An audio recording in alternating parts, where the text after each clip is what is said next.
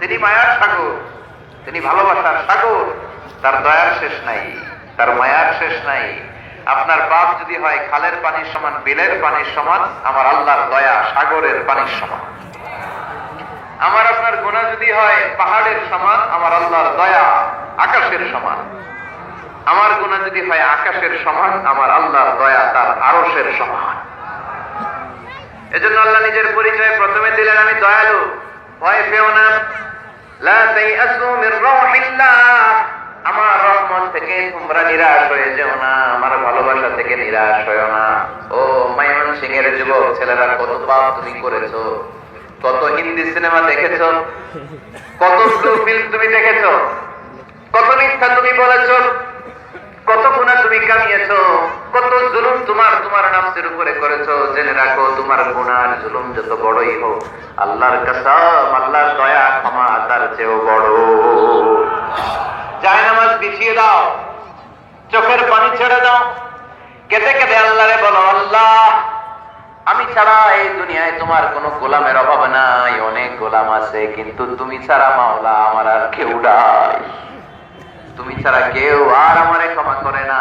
আমি ছাড়া অনেক বান্দা তোমার আছে, অনেক বান্দি তোমার আছে, কিন্তু তুমি ছাড়া আমার কেউ নাই। এই কথা বলে চোখের পানি ছেড়ে দাও। চোখের পানি ছাড়ার সাথে সাথে গুনাহ মাফ করে কে? চোখের পানির এত কারিশমা। অনুতপ্ত বান্দা যখন কেঁদে কেঁদে চোখের পানি ছড়ায়, তার চোখের পানি চোখ বেয়ে নাকের ডগাবে, মাটিতে পড়ার আগে ওই বান্দার সব গুনাহ আল্লাহ মাফ করে দেয়। এজন্য আল্লাহ বললেন, আমি রহমান, আমার দয়ার শেষ নাই। আমি আল্লাহর মায়ার শেষ নাই। আমি হলাম দয়ার সাগর। আমি কি? আল্লাহ তুমি দয়ার সাগর, রহমানুর রহিম, তোমার দয়ায় পূর্ণ আমার সারা নিশিদিন।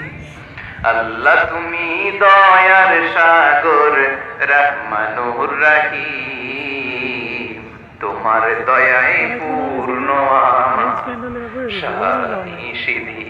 আল্লাহর দয়ার শেষ নেই, আল্লাহর মায়ার শেষ নেই, তিনি মায়ার সাগর। এজন্য মক্কার কাফির মুশরিকদেরকে বোঝানোর জন্য আল্লাহ প্রথমে যে পরিচয়টা দিলেন, তিনি বললেন, আমি দয়াময়।